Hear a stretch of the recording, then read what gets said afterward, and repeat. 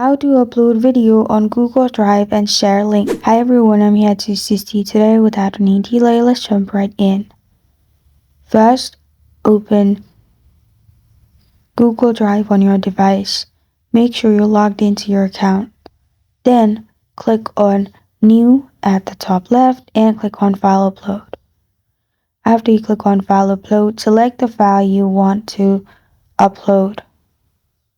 Then press on Open.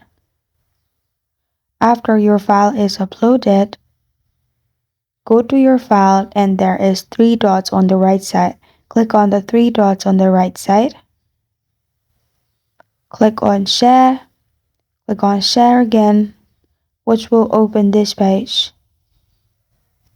Here, click on Restricted and select anyone with the link. After you've pressed on anyone with the link, press on Done and copy the link. Simply click on Copy Link, and after that you can share the link with anybody, and if they click on the link, they will find it in this way. And this is how to upload video on Google Drive and share link. Thank you for joining me today. If this video helps you out, please leave a like and subscribe for more. Got a question or want to suggest a topic? Comment below. Thank you for watching.